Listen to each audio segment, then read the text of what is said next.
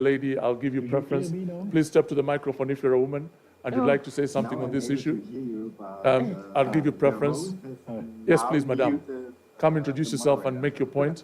And Ruth Aine, please come and join us as well. Anybody else that would like to speak? I said women, guys. Come on. 1.5 years. Yes. What's your name and what's your point? Okay. Hello. Okay. Did you hear me? So, do you hear me? Could I have the floor? Or? No. Nations Association of Uganda. The things that we are discussing, given the fact that I work with young people, mainly in the universities and secondary schools, talking about laws not being enforced, that is like the Tobacco Control Act of 2015, which is, the implementation is still more demanding for our public health. My question to both panelists would be, to the young people out there, yes, we are on social media, we are many, but what are the various opportunities that you can alert them about, that they can take advantage of, so that, as Robert said, we shouldn't be left at the start. And absurdly, for most of them, perhaps they have not even come to the start of the line. Interesting point. And Robert, I imagine that coding should be taught from nursery.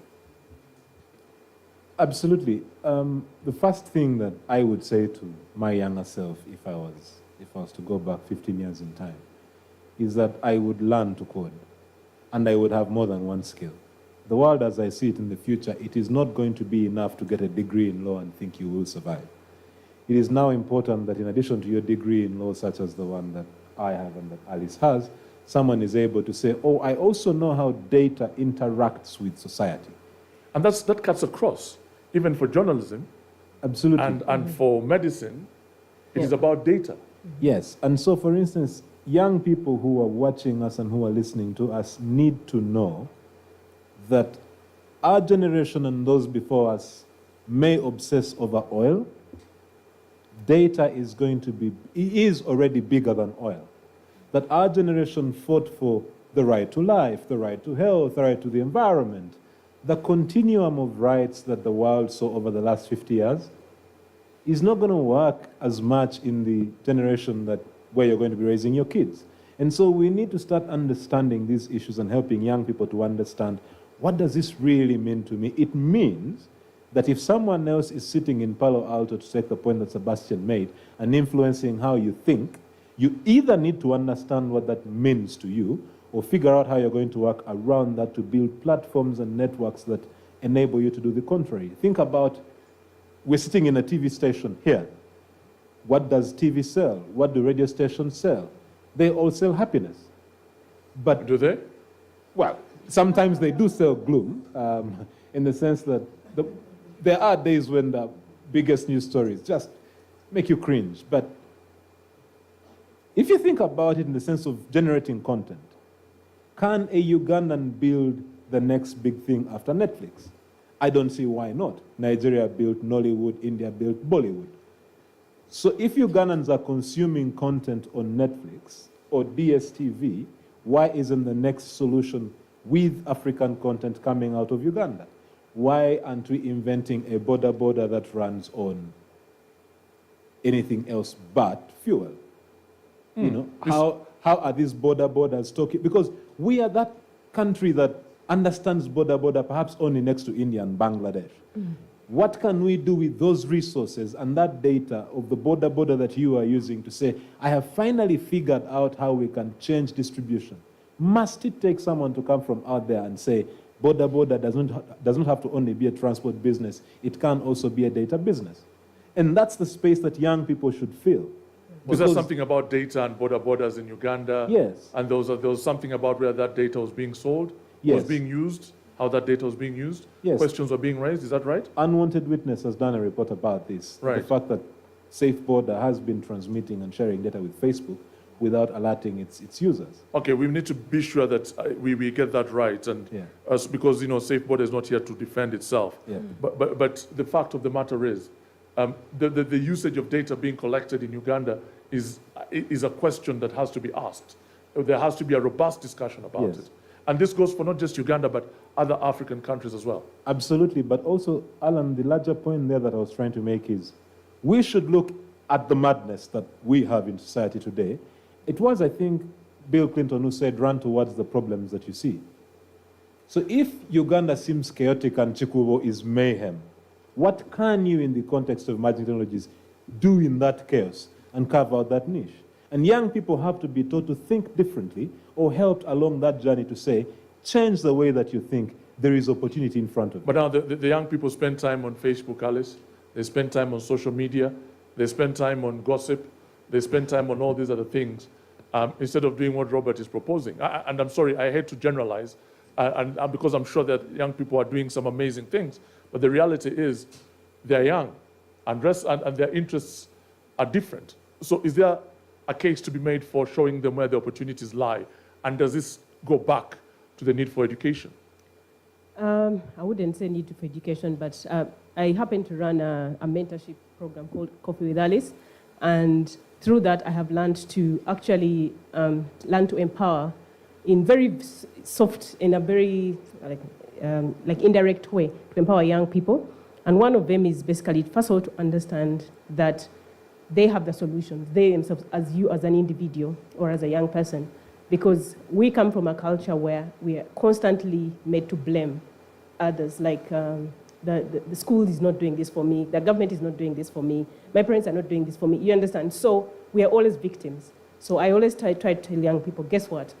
You can come out of that victim mentality and then try to empower yourself. And it takes very, very small, simple steps. Like you go online. Instead of wasting time on social media, posting and being part of all this, what you've called it? What did you call it? Or whatever you called it. I don't remember. You didn't say anything. You don't want to be quoted. But anyway, yeah, instead of wasting time doing that, you can go actually and upskill.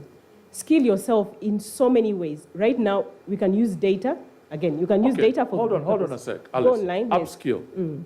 Let's talk about the practicalities of that. Upskill. What does that mean? Like, for example, I'm skilled as a lawyer, right? Yeah. Then I found myself quite interested, and I had a keen interest in artificial intelligence, blockchain, and all these, like robotics, and all these other, new emerging technologies. So I went online, looked up all these courses, and signed up. Actually, most of them are free. Most of them are free. Like I would say, the majority of them are free. The question is that, but then people would sit down and say, oh, my university hasn't taught us this, my school didn't teach us this. And I'm like, you don't actually have to wait for your university to do this. Go outside the university and equip yourself. Train yourself. There's also that. You can teach yourself. One, you can go into spaces. There are so many hubs right now in the country where you can actually learn from. If you ask a young Ugandan right now about all these innovation hubs that are taking place, that are established in Uganda, they might have no clue. But just being in that space, you might learn something. So what I teach actually young people is please stop blaming your schools, your lecturers. He's a lecturer, so they keep blaming him. They blaming your government, your MP for all your problems. There's you, an individual. What are you doing about it? And definitely it's not spending time on Facebook and Twitter and all these but things. you still want to know what Katolu Wama, the Member of Parliament, is doing, and you still want to know who the next Member of Parliament for Maokota might be. Then stand. You'd rather stand than to be part of that. And she makes an important point about changing the politics of the country, getting more people involved in trying to find a solution. And this is an important part of that discussion, is it not? To make sure that young people are much more involved in the politics of the country. It is absolutely critical. And I think that this current cycle that we're in shows that. And people can lament, we will lament all we want until we be a part of the solution. Because an MP passes the budget and allocates funds where they need to go.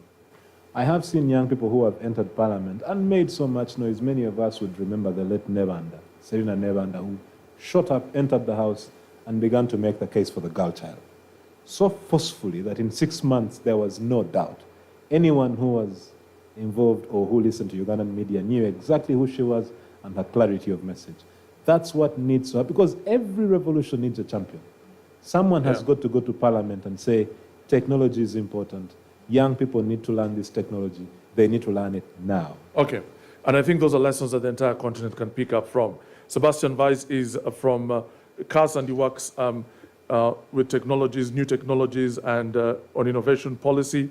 Pascal Boniface, who has been joining us from France, is also a professor of international relations at the Institute of European Studies, and Alice Namuli Blazevic, who is a partner, head of tech and innovation at Katende Sempe and Company Advocates, and Robert Chirunda, our other panelist, who is a founding partner at Chirunda and Wasiki Associates. I'll take a couple of more points or questions from ladies in the audience.